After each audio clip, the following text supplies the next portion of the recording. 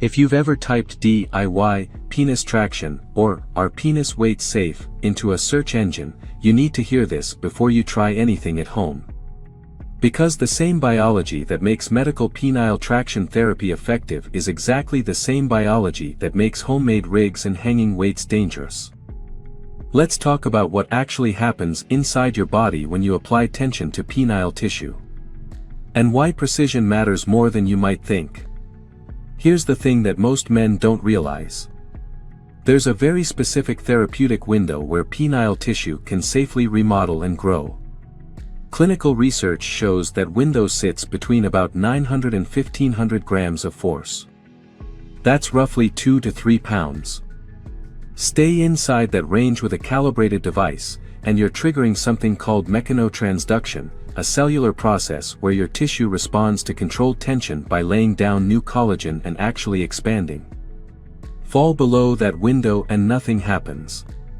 Exceed it and you start tearing tissue faster than it can heal. Now, here's the problem with DIY, whether you're rigging up a homemade extender from hardware store parts, wrapping rubber bands around your shaft, or hanging actual weights from your penis, you have absolutely no way to measure or control the tension you're applying, none. You're flying blind in a zone where 50 grams too much.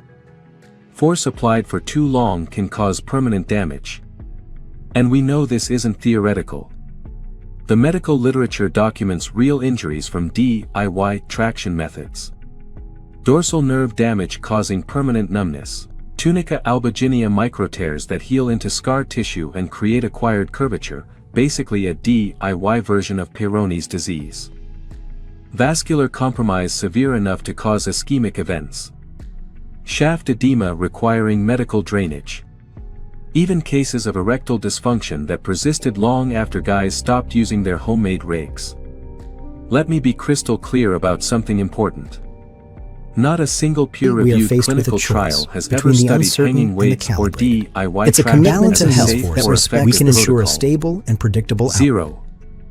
When you see studies reporting that penile traction therapy produces an average gain of 1.9 centimeters, that's about 3/4 of an inch, those results come exclusively from FDA-registered medical devices. The Almsoud meta-analysis from 2023 that pooled 12 studies and showed those results. Every single study used calibrated medical traction devices. Not weights. Not rubber bands. Not PVC pipe contraptions from YouTube. Compare that to SizeGenetics, an FDA-registered Class II medical device that's been manufactured in Denmark since 1995. It was co-invented by Dr. Jorn Ed Shiana, a board-certified plastic surgeon, and it's built specifically to hold that therapeutic tension window I mentioned. It uses calibrated springs, biocompatible materials, and an adjustment system that lets you dial in precise force levels.